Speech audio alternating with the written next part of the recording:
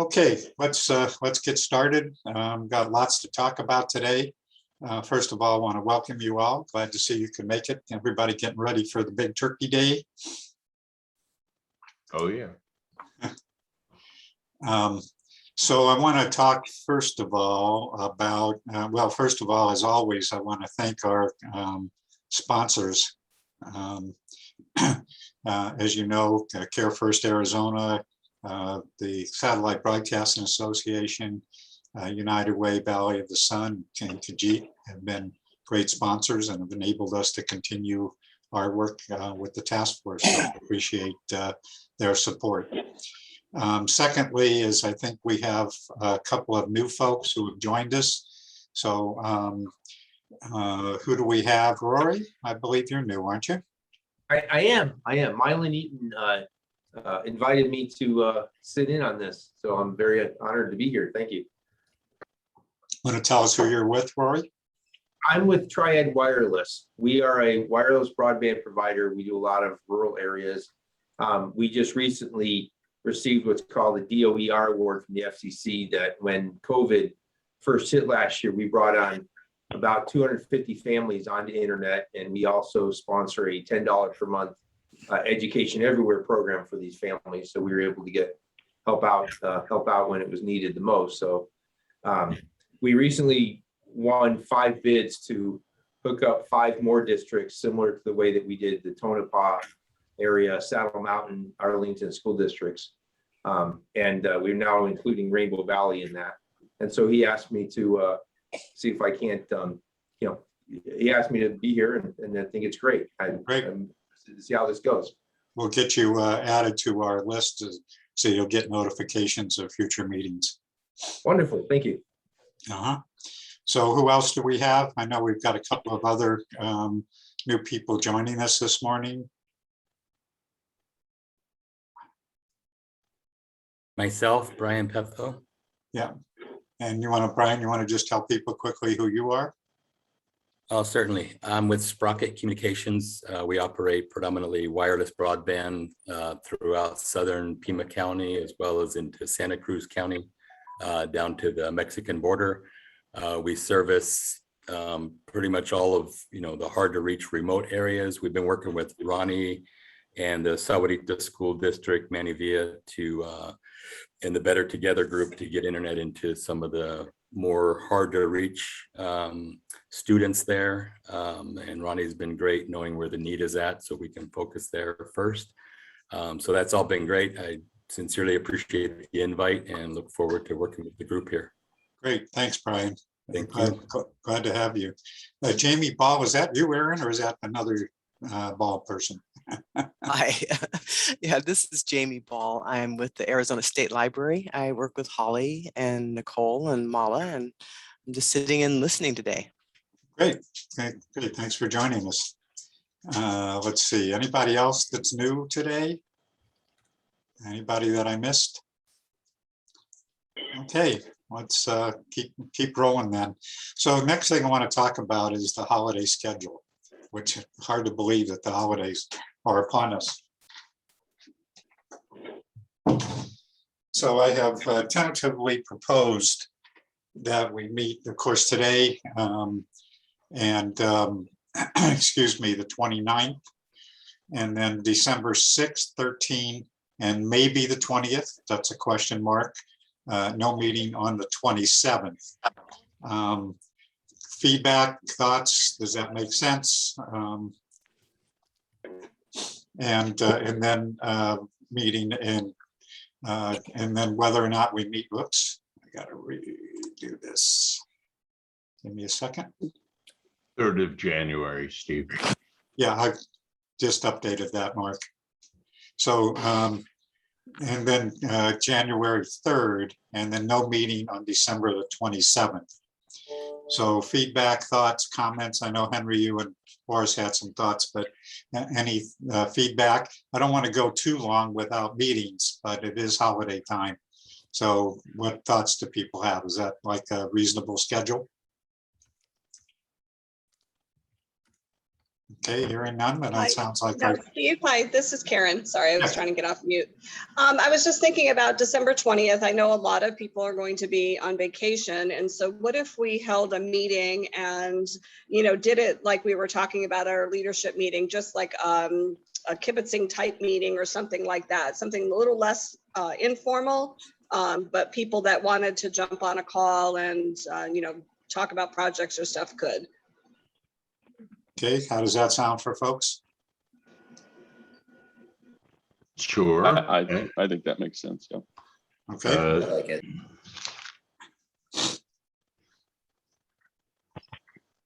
and we're going to hear more about what Karen was talking about in terms of the leadership team meeting in just a little while.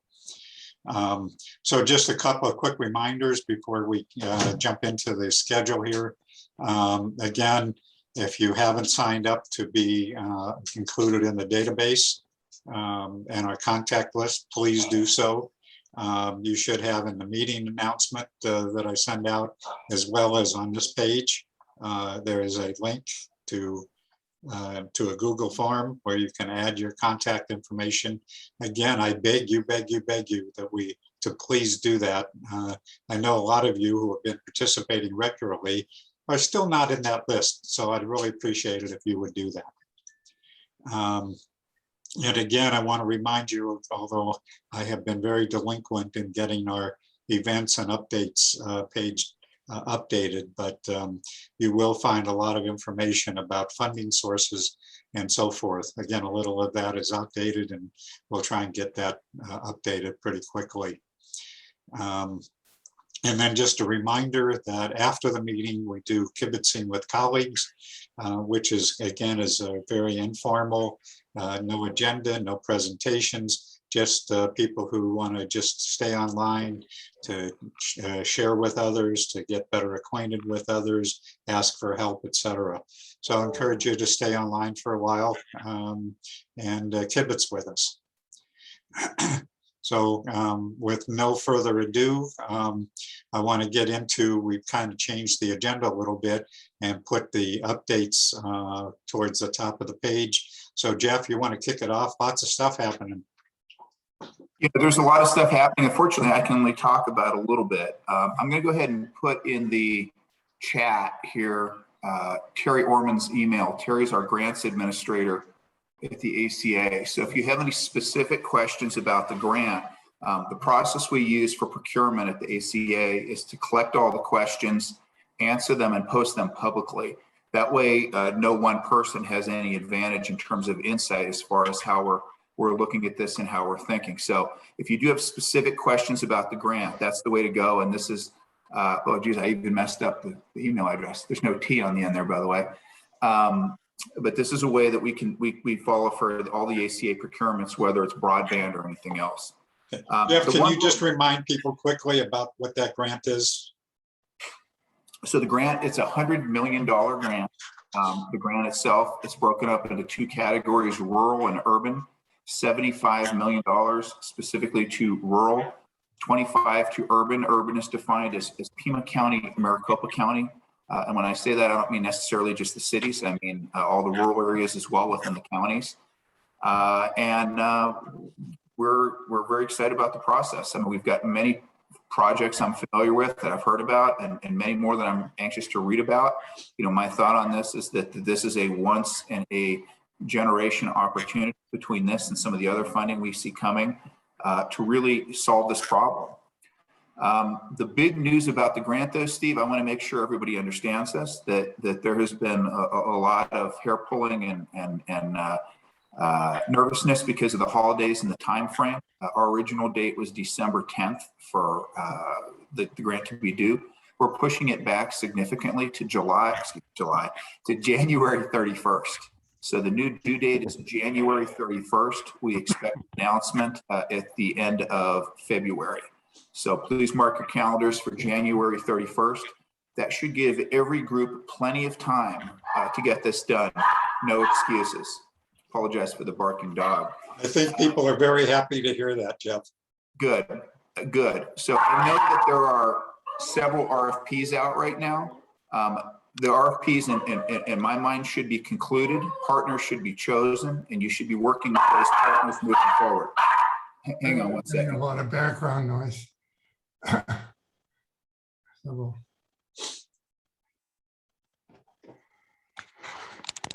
We have a new puppy and she's not quite trained yet. So this is definitely a great opportunity for everybody to participate in this. We don't anticipate this will be the only grant coming out of the ACA in 2022. So a lot more to come on that. We're sort of digesting the infrastructure bill that just passed a week or so ago. In particular, there's some really interesting buckets. I believe there are 8 different programs or agencies involved.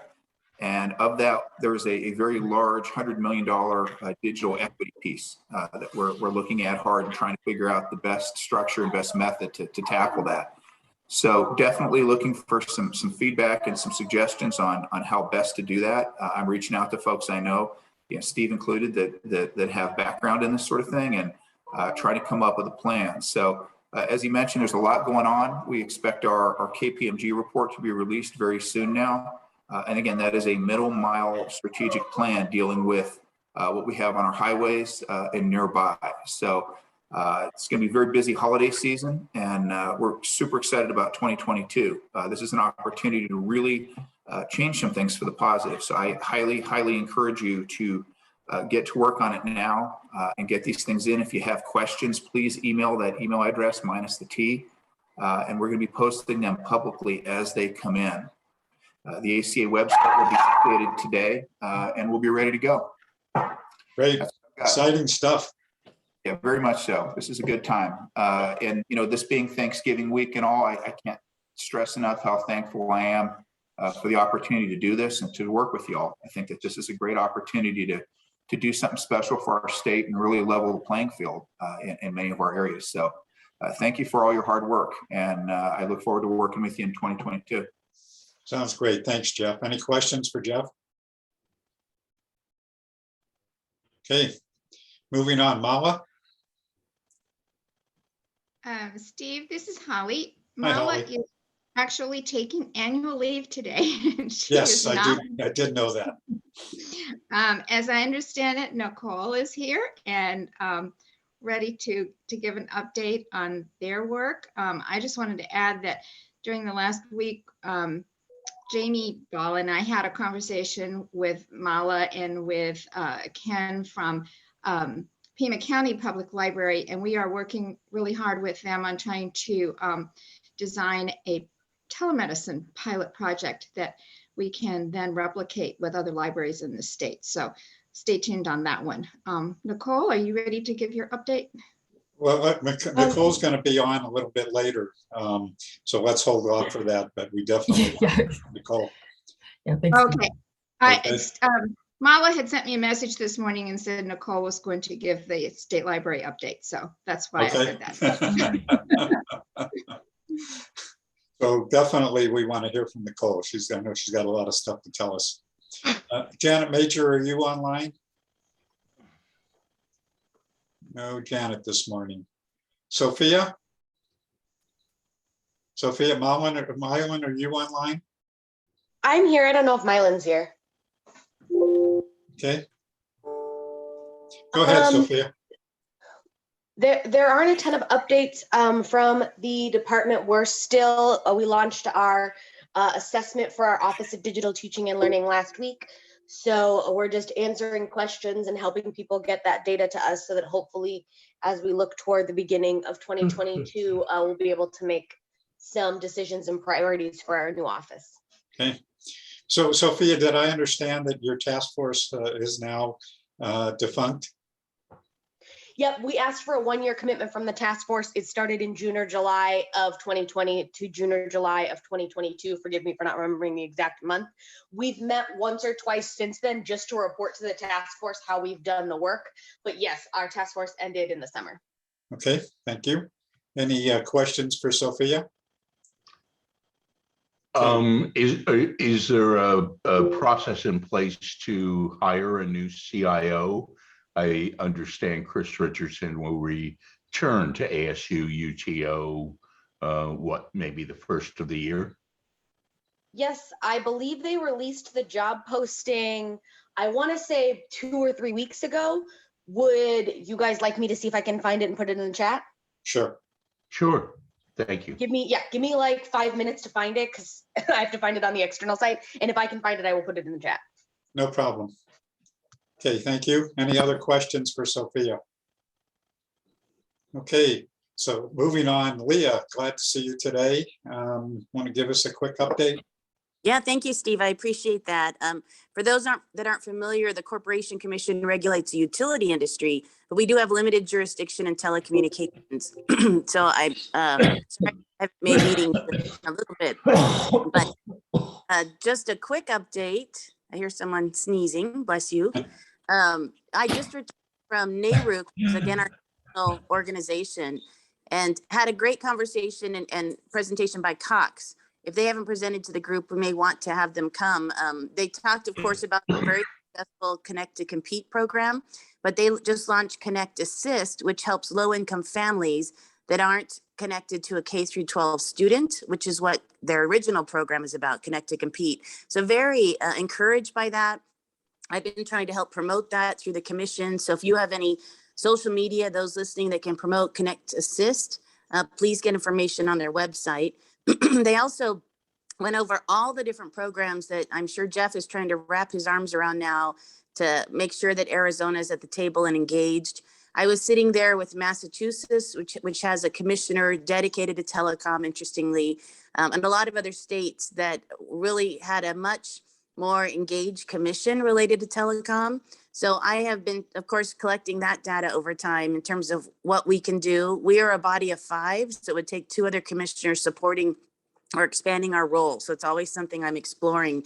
And Steve, that might be a good kibitzing or separate little subcommittee or something to determine what's the, I guess, legal jurisdiction of the commission and what else could we be doing to help? I certainly don't want to muddy the waters since we're a regulatory body, but I think there's more the commission can be doing to help everybody's efforts, especially Jeff's through the Arizona Commerce Authority. Yeah, and we did have some discussion at our leadership meeting that I'll talk about in a little bit, and that was one of the topics of discussion. Oh, good. And our work on the Arizona Universal Service Fund is still pending. It's taken too long from my perspective. It's still sitting with our legal division and they're working up the data. We have had a lot of items going before us at the commission, and we are still in the middle of our energy rules, which anyone tracking that, hopefully we'll see that in December or January for our final vote. So, and then lastly, just wanted to thank Sophia and the Office of the Superintendent of Public Instruction. Sophia set up a meeting for myself and the superintendent to talk about what we can do to help our education system. So I really do appreciate it. And that's it for me, Steve. Okay, thanks. Any questions for Leah? Hearing none, we're ready to move on. Derek, are you online today? I am. Yeah, I am. I saw you. There he is. Yeah. Hey, how's it going? Good. Looks like you're getting festive over there.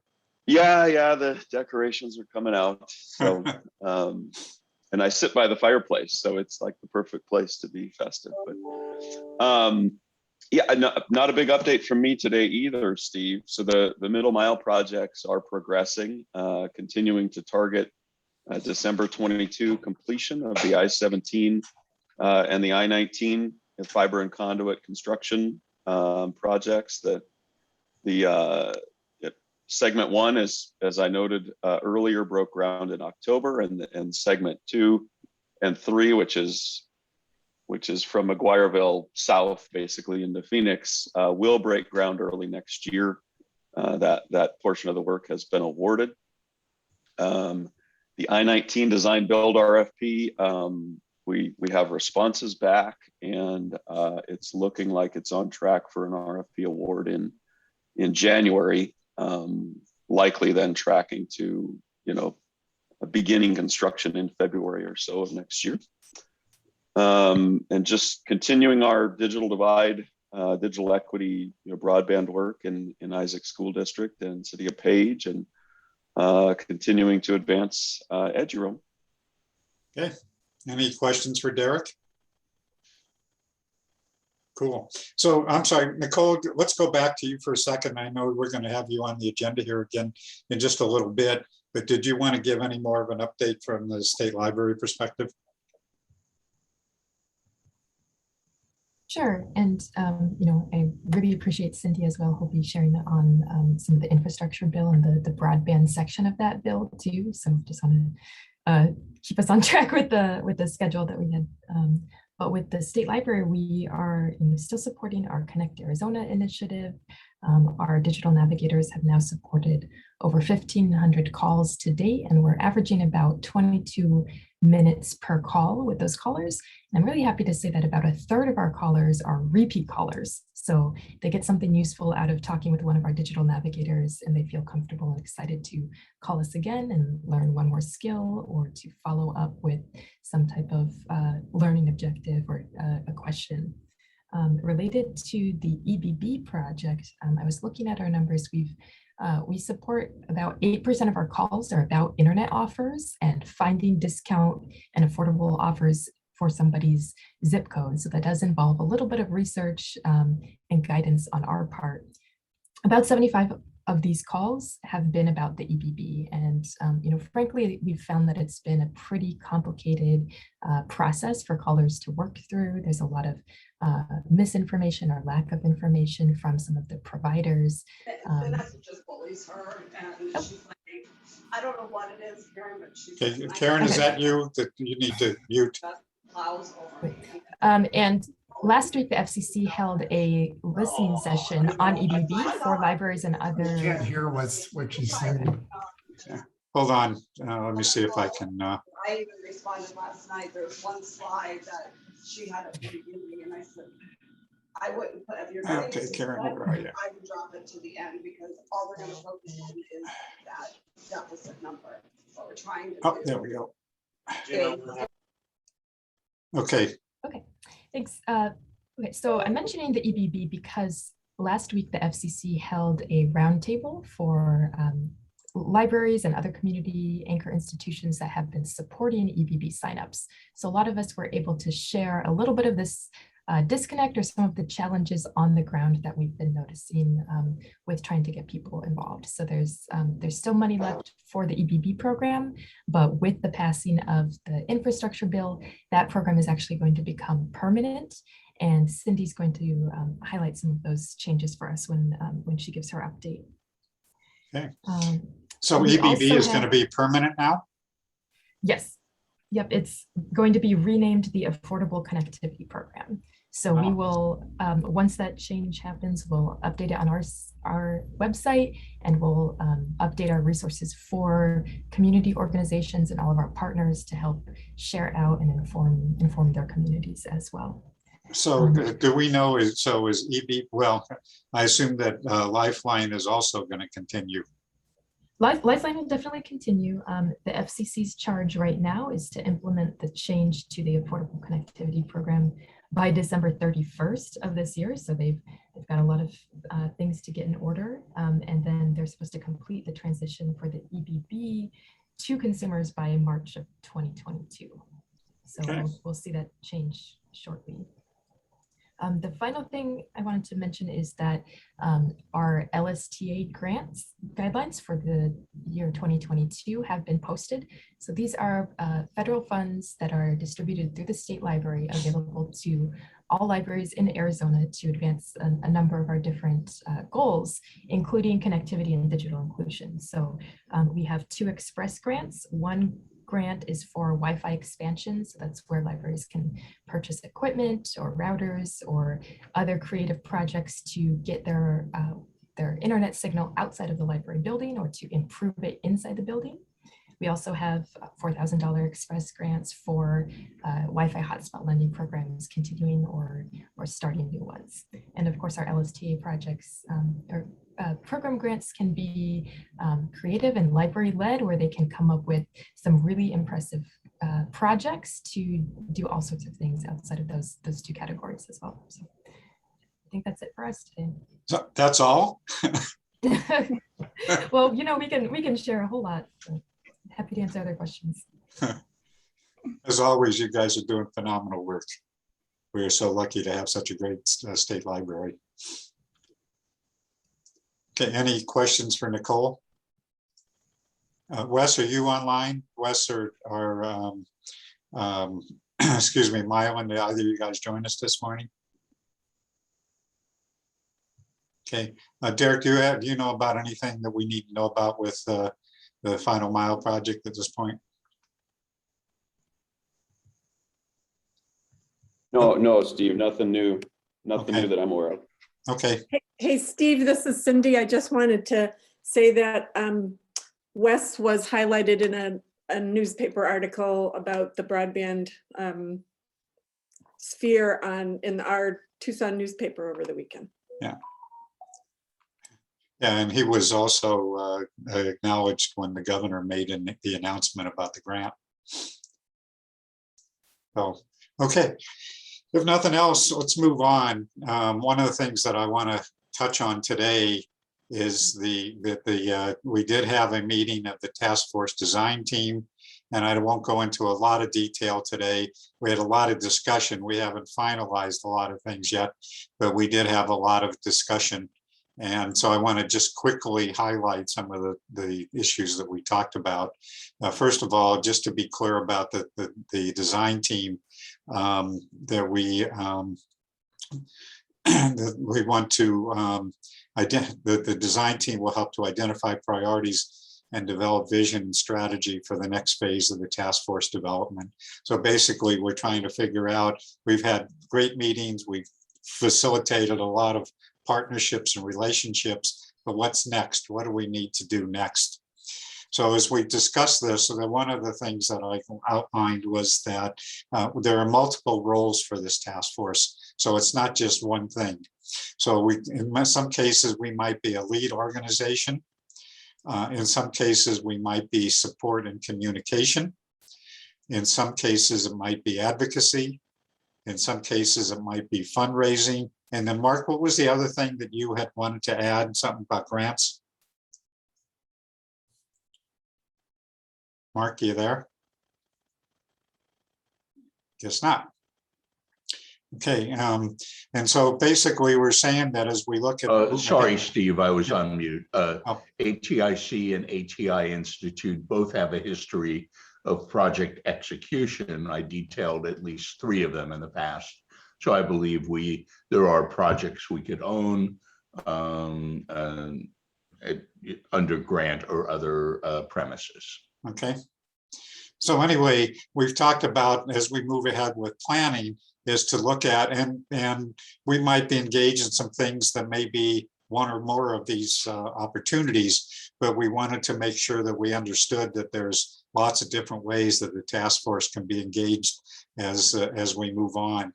So I don't want to go into it. We I do have on our page here just a review of the 2020 report, but I want to just move on quickly that as we move ahead with next year, that I think there's a lot of interest in not just having our Monday meetings, but to also become much more action task oriented.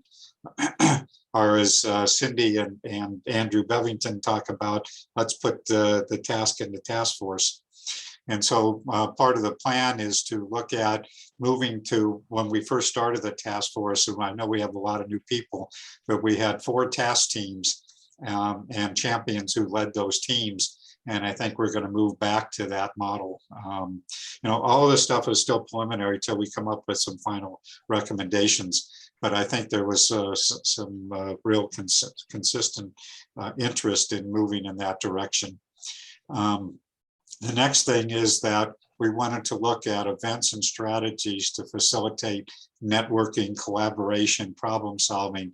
So we have a lot of talent in this task force.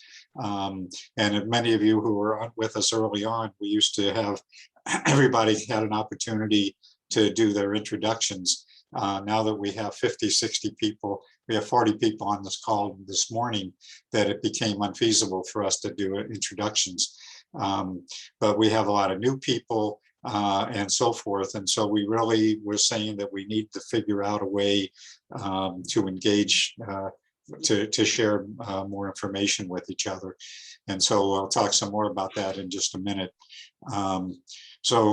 Just a couple of other things that we recognize is that as Jeff, he didn't mention that this morning, but he's going to be getting an assistant director, administrative support, and so forth. So we'll continue our discussion with Jeff about what things he's going to do, what things we're going to do, what things we're going to do collaboratively, and so forth. But we did recognize that that is a resource that's going to be evolving here. And then there's the ASU Lighting Up the Future collaboration, and we're trying to understand where that is. Had some conversations with Derek and unfortunately, and Aaron last week, and want to understand more about that.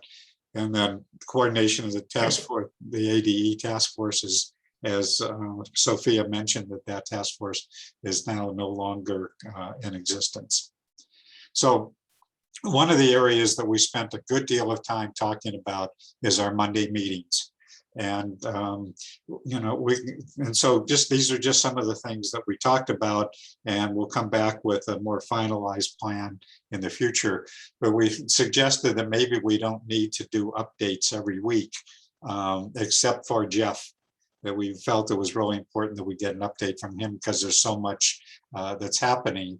But perhaps, and this is just discussion at this point, that perhaps we go to every other week on the updates.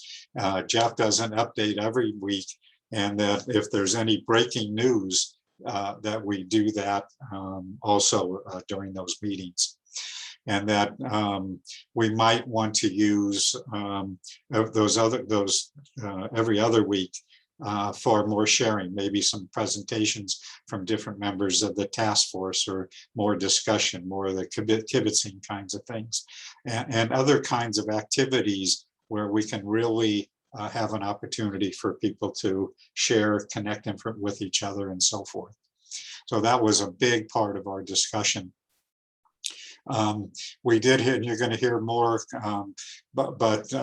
actually we're looking at, and this will be later on the agenda in just a minute, but that Cindy and Nicole are working on a digital inclusion network or team under the task force in collaboration with Connect Arizona. And we want to certainly support that work, and you'll hear more about that in just a little bit. Next is we just briefly talked about the ACC and what you heard from Leah just a little while ago, that we felt that we should do what Leah just suggested, is to convene some folks and look at what recommendations that we specifically would like to make to the Corporation Commission about the Universal Service Fund, and how that might be transformed in some way, shape, or form. And then one of the big topics, which you're going to hear more about today, is the Digital Equity Act. Part of that is that there is going to be a requirement for a state plan. And so we had some discussion about what that might look like, who's going to take the lead in that, in the development of that plan. And of course, there's multiple options for what that might look like. And so we had a good deal of discussion about that. And you're going to hear more from Cindy and Nicole in just a little while. Just FYI, Erin Carr, who is the executive director and head of social impact at ASU, she is the executive director of the Digital Equity Institute. Unfortunately, is not going to be able to be with us this morning, and so we will hear from her in the future.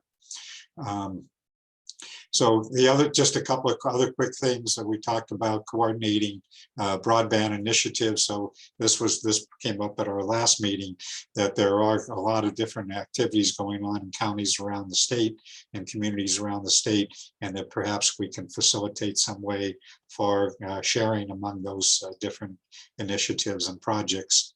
And then we also talked about, and we've had this discussion with Derek many times, about getting a Sun Corridor strategic plan, and also how that relates to the Final Mile project, and is there some way to integrate those? And I know there's been some discussion going on with that. So those were, anyway, that was kind of the key discussions, and that was just the first of our meetings. And so we're going to come back with finalizing some of those things for presentation to the task force in the future. So any questions or comments about that, about what we did so far? Guess I'm not hearing that. So this is short. Just yeah, a go ahead, quick question. Sharika. I'm reading the one that says cybersecurity focus on digital inclusion end users and support network for schools, libraries, etc. Not cyber education for students. So I think I understand that one. Okay, so let me clarify. First of all, we didn't really have much of a discussion about that. We just ran out of time. So that was my recommendation.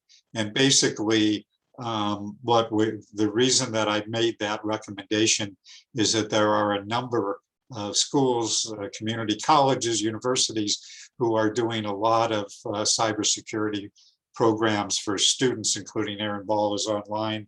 And so we said, well, maybe that's not where we want to go, but we needed to talk about how are we, as we're connecting all of these people, that actually, in my opinion, that this should be another piece of the digital equity discussion, is that we're connecting all of these people, but at least I haven't heard a lot about how are we dealing with cybersecurity and helping these people to deal with cybersecurity as we're giving them all this internet devices and all that sort of stuff. So that's what that was about, Sharika. Okay, that's what I kind of thought, but I just wasn't 100%. And we'll have more discussion about that, but at least that's my preliminary thinking, that I don't think we want to duplicate what other folks are doing, but that none of that is final at this point. So anyway, that's kind of the discussion that we had with the planning design team. Any thoughts, comments, questions? Anybody on the team want to add anything that I didn't cover? I just have I have a comment. This is Nancy Dietz. How are you planning to incorporate, the rest of us into those meetings? Like, is there a plan to, by tiers, or, I mean, I would love to be part of the discussion. And, to your point, there's a lot of things that, we're doing here in the Alliance on regards to the cybersecurity piece and from the healthcare perspective. Yeah. So Lindsay, not that we're doing anything secret. The intent was to keep that team fairly small, to come up with some recommendations about how the task force should proceed. So it's not going to incorporate everything that everybody's doing at this point. What we want to look at is how do we incorporate and engage people more in the process and understanding what people like you and others are doing. So like I said, it wasn't a matter of doing anything secret or anything else, just trying to keep it to a fairly small group, which we already have about, I think, 15 people, and try to make it a fairly diverse group of people. So I hope that answers your question. If you still feel strongly, I'll be glad to add you to the team, but I just didn't want to get it too large. Are you comfortable with that? Yeah, that's fine. I wasn't sure, like, I'm not talking about, I wasn't implying that there was any secret. I was just thinking like, like if I know you mentioned you wanted to keep it small. So maybe, just adding people, my suggestion will be like per topic, then just adding the expertise that you have in the group. Maybe do like a planning session about the future meetings and then just incorporate people as needed. Right. So yes. So again, what I shared with you was just some of the thoughts that we had, but didn't finalize any of that. We'll have another meeting of the task force, and then we'll bring it back to the task force. But again, I think we're looking at creating teams like we did in the past, looking at other ways for sharing and information and relationships with members of the task force. We probably have 50 or 60 digital inclusion people on this task force, and a lot of folks don't really know what other people are doing. So this is just for us to outline what we think are the next steps for the task force. We're not going to do all these things. It's not the purpose of that team to do everything, but to outline, at least initially, where we need to be heading as a task force. So Hey, does Steve. that, yeah. Thank you. Hey, Lindsay, I'll chime in here for just a minute. I think what we're trying to do, and I'll put it in kind of my machinist mode. We're kind of going AZBSN 2.0, Steve, I think, in a way, and Yeah, redesigning, exactly. redesigning the platform so that, like the issues you're talking about, Lindsay, can be better integrated, better and more effectively executed on by the entire task force. Hence, a couple more, maybe breakout teams where, like Steve said, put the task back in the task force so that we can, in fact, continue this exchange and this platform in even more of an effective manner, because it has grown tremendously. And so we just kind of want to redesign it so it continues being effective and having the impact that everybody wants. Okay, thanks, Kirk. Anybody else who attended that meeting want to share anything before we move on? Okay, if not, then let's get to our, Steve? yeah. Steve, this is Marcelino.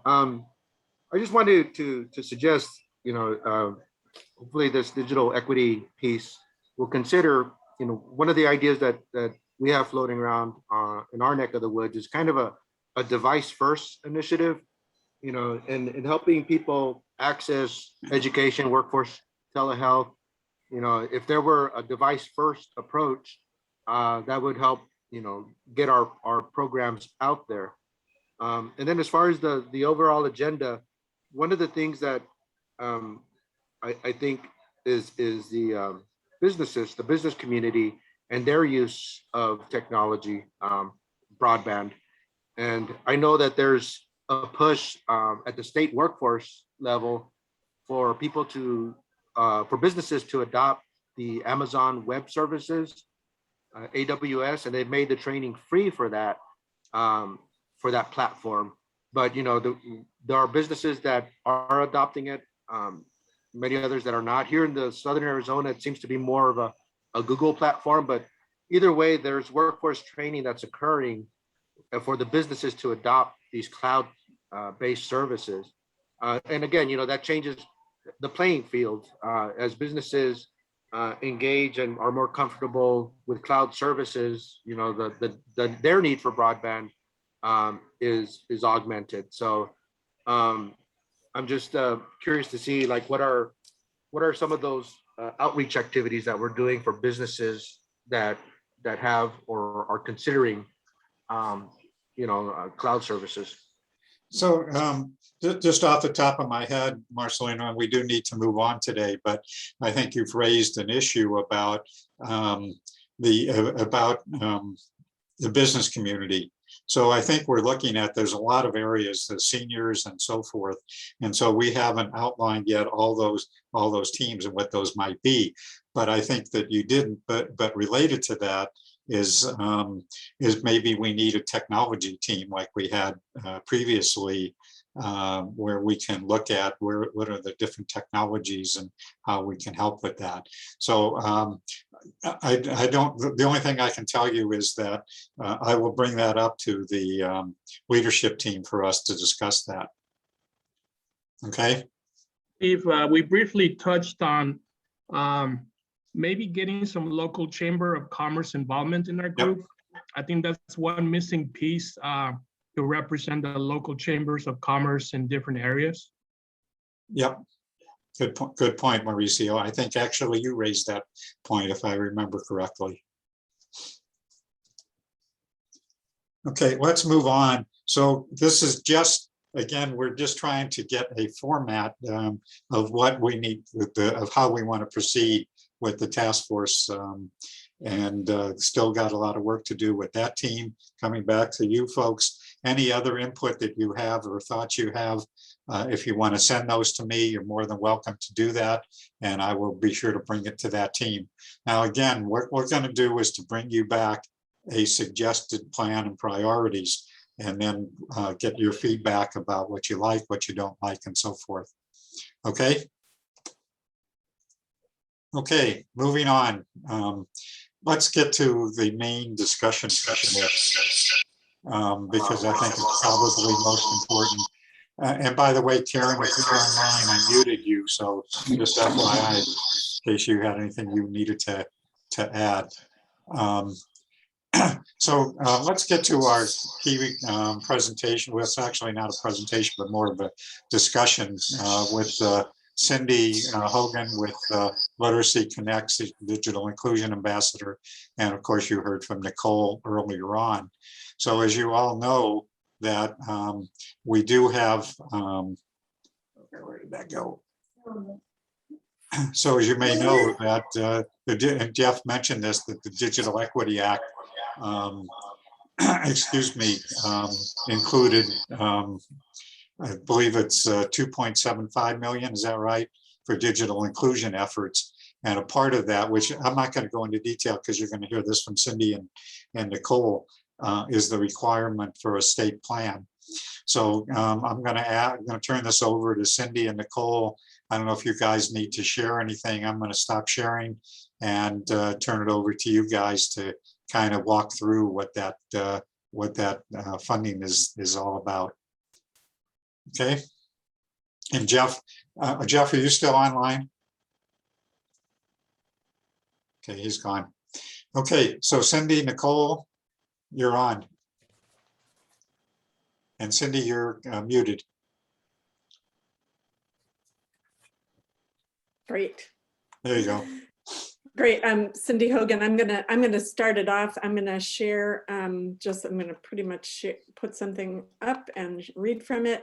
I compiled this over the weekend, and it's early yet, so understandings may be different. I look forward to people jumping in and telling me how they see it.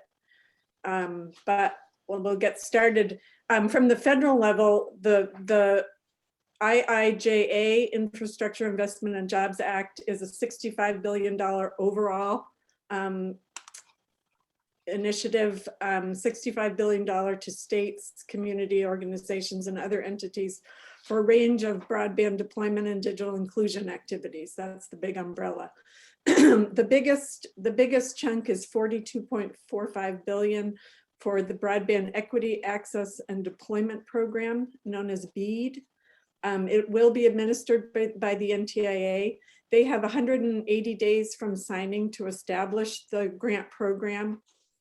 It's gonna involve, this next paragraph isn't worded correctly really. Each state is gonna get $100 million in formula-based grants to competitively award grants for qualifying broadband infrastructure, mapping, and adoption projects.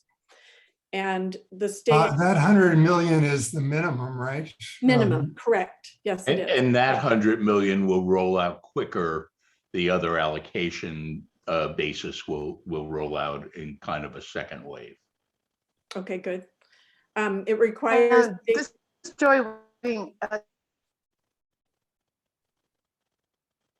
I'm sorry, Joy, I think we lost you.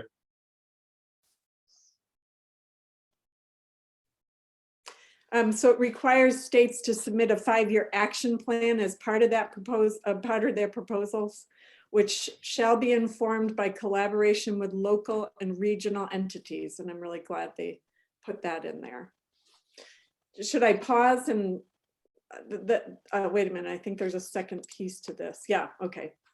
Funds can be used for broadband deployment to unserved and underserved areas. That's really key in all of this. The goal is to serve un and underserved. And the definition is unserved lacks access to 25.3 and underserved lacks access to 25.100. So those are good. It's good to have those definitions in there. We're going to connect eligible community anchor institutions, data collection, broadband mapping and planning, and broadband adoption projects, such as including affordable internet capable devices. So there's a lot in here for devices. Pardon, Cindy, the 25/100 doesn't really look like right.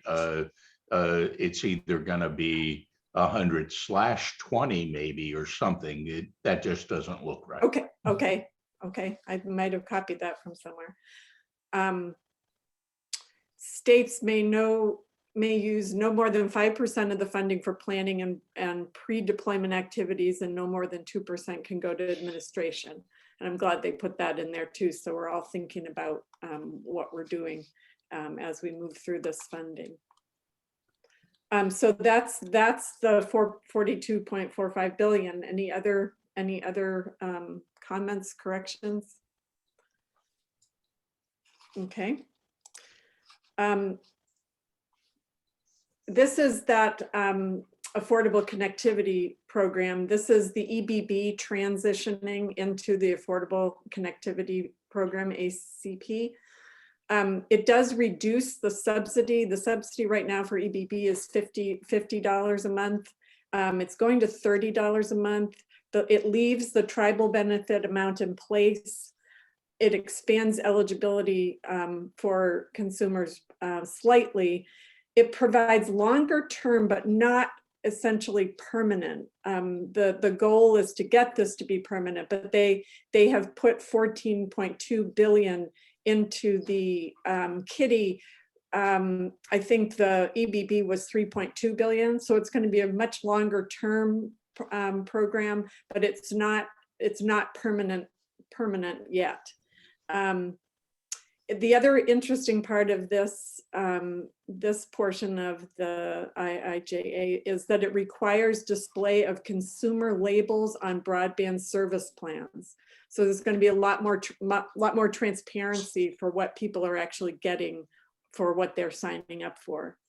And it also is requiring the FCC to adopt rules, model policies, and best practices to address digital discrimination throughout the country, also known as redlining. So, Cindy, since you're on broadband affordability, I'd just like to comment that the U.S. Treasury money, 192 million to Arizona, and however much of the BEADS money from the 42 billion has new affordability requirements for people asking for grants. They have to be very specific about offering a low-cost program, about in their grant application, showing what their pricing for the minimum required services are.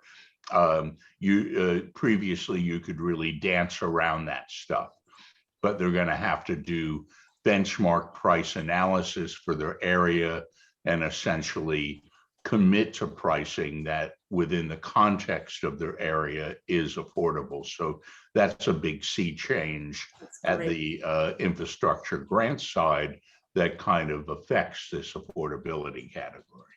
wow, that's great. I didn't understand all that, Mark, what you're saying. Are you talking about you're talking about that Treasury fund? That's not part of the Treasury and the BEADS funding, the 42 point whatever that Cindy mentioned before, both have, for the infrastructure builders or grant applicants, affordability requirements that never existed before.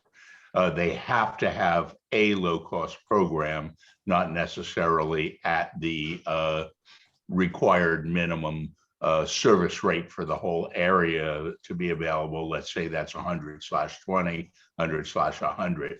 They may offer a 25/3 or a 10/1 rate that's very affordable, right below that.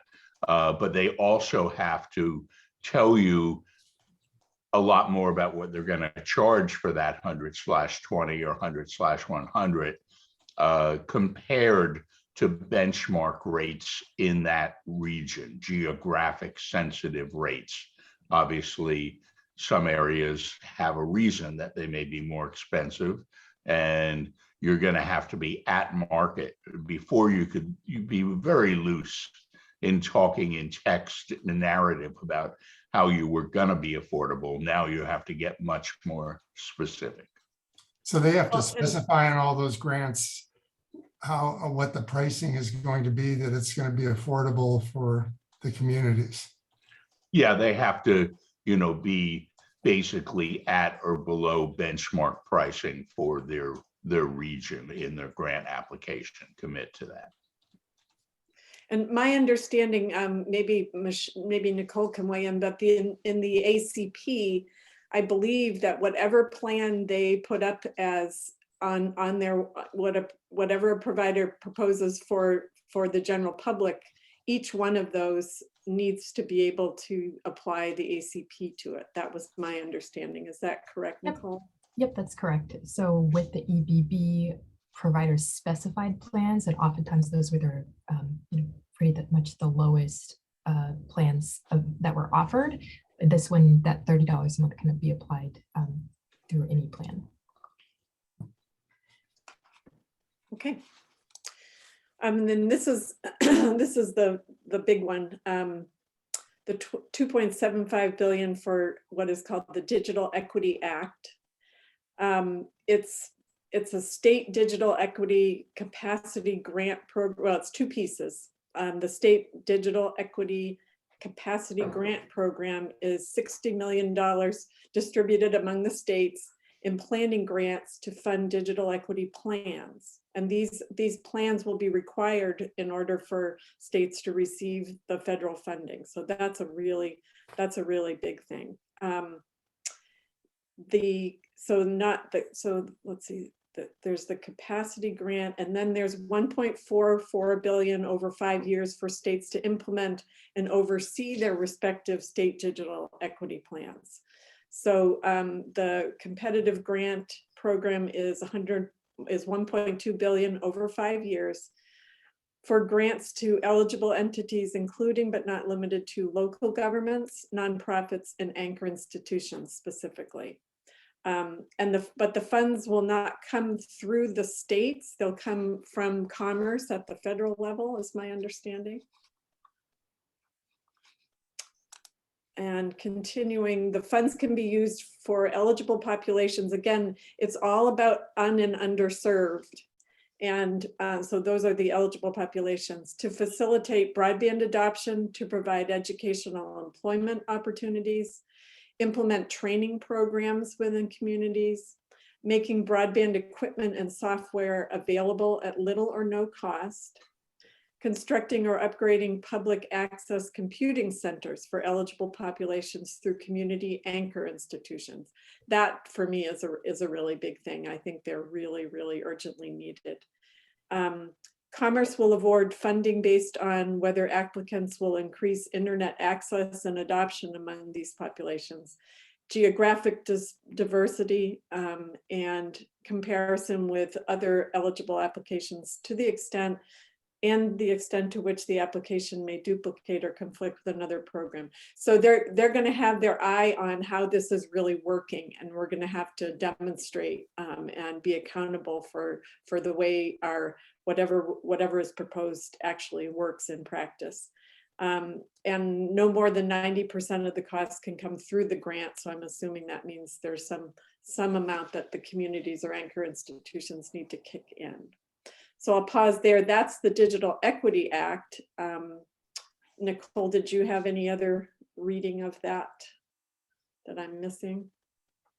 Well, just that in the bill, it does require whatever the state agency is to lead the digital equity plan to collaborate. I can't, Nicole, you're speaking so quietly, I can't hear anything. Oh, sorry, I'm just highlighting that in the legislature, it does require the state agency that would be facilitating the digital equity plan to collaborate with anchor institutions, with stakeholders, with local education agencies, nonprofits within that plan. Once a draft plan, so after states receive this or apply for the early capacity grant funding, they have 1 year to submit that plan. 30 days before that plan is submitted, it has to be open for public comment as well, and then revised according to state stakeholders and their comments and needs. But of course, we want everyone in this group and all anchor organizations that have a stake in digital inclusion to be able to contribute before that point as well. And how long do you, what is the time period for developing the plan? Was 1 year. Yep. It was a year, just like yep. Okay. Yep. So NTIA will release their NOFO, supposedly within 60 days, 60 to 180 days. Then states have to apply for that funding, and they have 1 year to submit that plan. Great.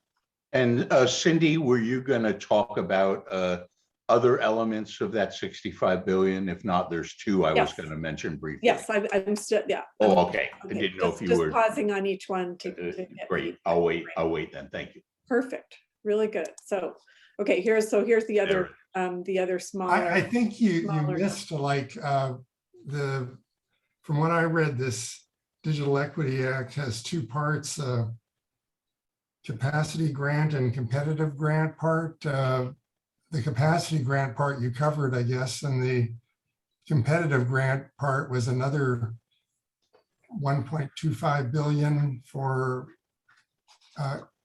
organizations to apply for their own digital inclusion funding. I think, yeah, they're both in. Oh yeah, you have that competitive grant program. That's a separate program from this capacity grant program, right? Right, right. I miss, it should have been the heading on that next, Right. something like that.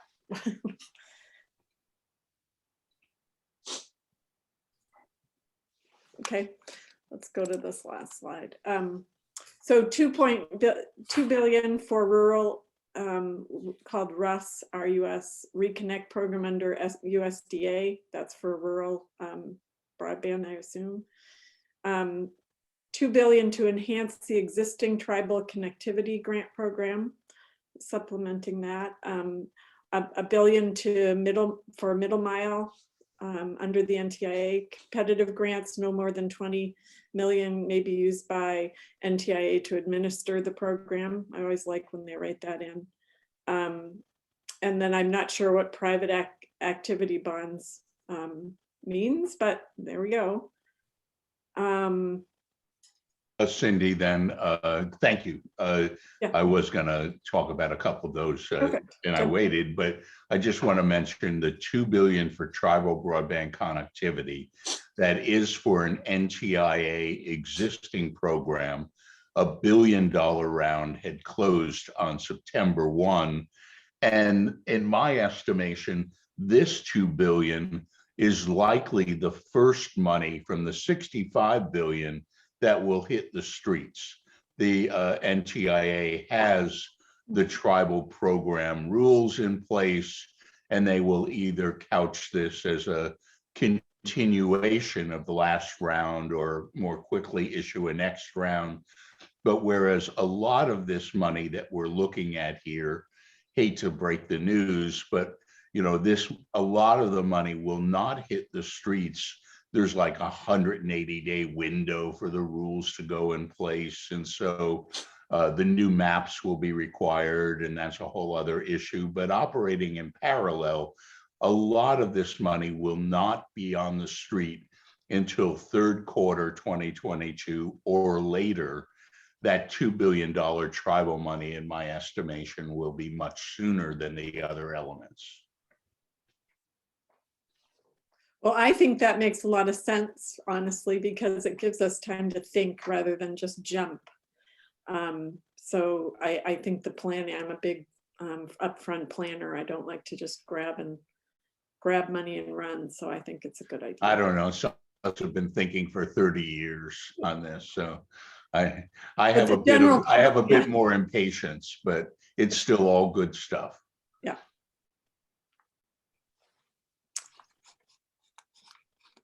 That was all I think, unless Nicole has other information to add, I'm happy. Nicole, do you have anything else? No, not related to this legislation. But of course, we're still formalizing our digital inclusion network. So this is really a group of doers on the ground who are focusing on those digital inclusion priorities in some ways. So that's specifically affordability of service, access to devices, and digital literacy skills. So that was a great segue, Nicole. Okay. So do you want to talk more about that, or Cindy, do you want to say anything more about that? Sure. So I think as we've identified with this group, there's a lot of different interests and a lot of directions that we can be taking. So our purpose of supporting this particular network is to really convene the practitioners and the people on the ground. A lot of times those organizations that might not see themselves as digital inclusion organizations, but they are seeing those elements as necessary to fulfilling their mission, whether that's making sure their communities have computers to access their virtual services, or they're involved in something like public housing and are now considering internet service for those residents as well. We are planning to convene bi-monthly luncheons or lunch talks, and these are really focused on again, like on the doers, so not necessarily inviting lots of flies on the wall, but to really get people to start naming some of the specific challenges and barriers that practitioners are encountering. So this is things like, well, where are those gaps and those roadblocks as we try to distribute devices out? Who are the populations that are missing out in all these great offers of computers, or that type of thing. And each meeting will be brainstorming collectively on some of these different types of problems of the week. Is We'll this also, are you talking about the digital inclusion team that you're setting up? Yep, and the naming is still a little bit fuzzy, network team, but really a group of doers. This group will also support our directory, which is forthcoming to be on our public-facing Connect Arizona website. So the directory is a resource for individuals who are looking to be connected with services, under this digital inclusion framework, but it's also going to be a resource for all of the stakeholders here and other practitioners to really get a sense of who's doing this work, where can I collaborate, how can we make sure that we're working together and amplifying the tangible needs that we're seeing on the ground. Very exciting. Yeah. Very Are you exciting. saying, did you say that you're And gonna have timely. bi-monthly meetings, or was that what you said, or? Yep. Our goal is to have our first and third Thursdays of each month. So really the order of operations here is that entities who are interested in or who identify as providing digital inclusion services will complete our survey to get added to the directory. And from that list, we'll be able to bring everyone in for our lunch, our working lunch. Okay.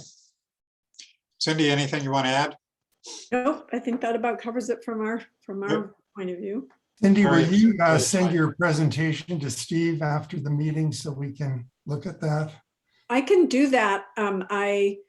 Should I get some comments on what could be corrected before I do that, or do you just want me to send? I could send the PowerPoint that's editable, or I hate things going out that aren't exactly correct. Well, if you want to take some time, Cindy, if you feel that there's some things that you want to correct before you send it, that's fine. They just like to send them out with the minutes. Yes. And so, yes. Let me put I'm going to put my email in the chat so that anybody who has a comment about a correction, they can do that. Okay. Today, apparently. And good work, Cindy. That was pretty awesome overview.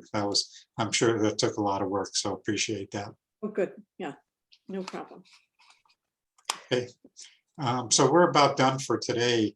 Any comments, thoughts that people have about what you've heard today, or any other announcements, things coming up that anybody wants to comment on? Again, if you have any thoughts about the task force and how we're going to proceed to take back to our leadership team, please send it to me. Glad to hear from you. Steve, this is Mark. I copied you on some traffic. I was interviewed by a reporter from the NPR PBS radio station out of Tucson. I don't know the call sign for that. About Commerce's new broadband grant offering, about additional monies flowing with some particular focus on Southern Arizona, the reporter was planning to talk to Jeff, but I gave her several other contacts, including, I thought, the Simply Bit story now acquired by Ting Internet, which is part of something called Two Cows, might be a Southern Arizona story that she could investigate. If you have other specific Southern Arizona providers that you want to direct her to, though, you can, from that email chain that you're copied on, respond. She said the story would air on Tucson radio just after Thanksgiving. Okay. Anything else? Anything else anybody wants to share? Going once, going twice. If not, I wish you all a happy Thanksgiving. Enjoy yourself. And most of all, please be safe. You and your families and friends, please be safe over the holidays. Okay. You, Steve.